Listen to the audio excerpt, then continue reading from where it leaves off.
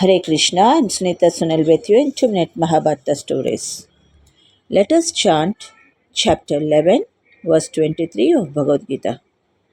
Rupam mahate bahuvaktra netram mahabaho bahubaho rupadam bahudaram bahudam strakaralam drishtva loka pravyatitas tathaham.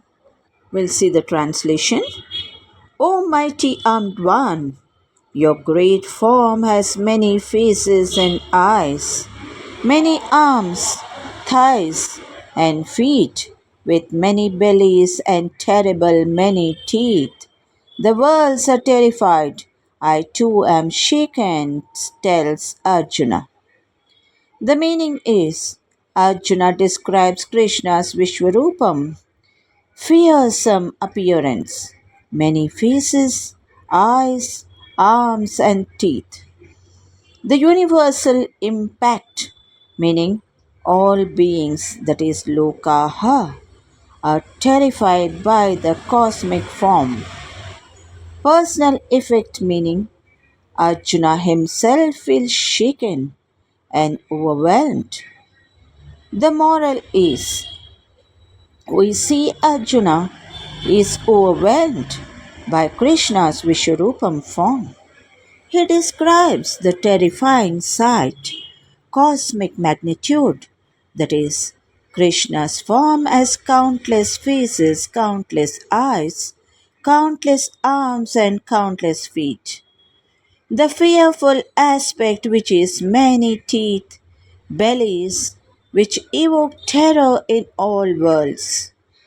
The universal impact, meaning beings across realms tremble.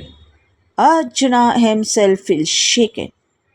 The moral is this verse captures Arjuna's visceral reaction to Krishna's infinite and mighty cosmic form.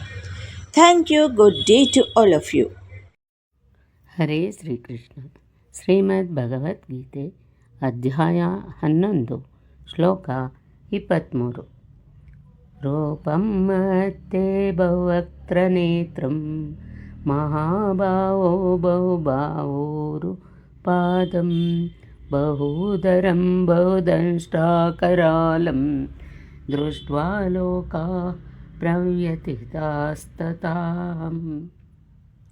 ಈ ಶ್ಲೋಕದ ಭಾವಾರ್ಥ: ಮಹಾಬಾಹುವಾದ ಶ್ರೀಕೃಷ್ಣನೇ, ಪ್ರಕೃತಿಯಾಚೆಗೆ ಮಹತ್ತರವಾದ ಸತ್ತೆಯಲ್ಲಿ ಕಾರ್ಯಕ್ಷೇತ್ರವಿರುವಂತನು. ಮಹಾಬಾಹು ಶ್ರೀಕೃಷ್ಣನು ಮಹತ್ತಾದ ಕ್ಷೇತ್ರದಲ್ಲಿ ಪೂರ್ಣನು, ದೊಡ್ಡ ವ್ಯಾಪ್ತಿಯಲ್ಲಿರುವನು.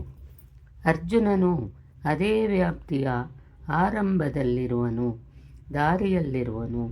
ಘಟ್ಟವು ಮಾರ್ಗದ ಮತ್ತೊಂದು ಅಂಚಷ್ಟೇ ಅಲ್ಲವೇ?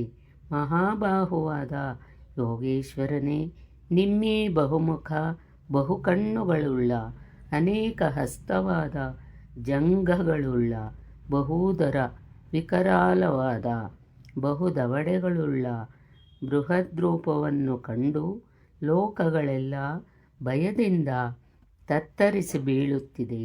ನಾನೂ ಸಹ ವ್ಯಾಕುಲನಾಗಿರುವೆ.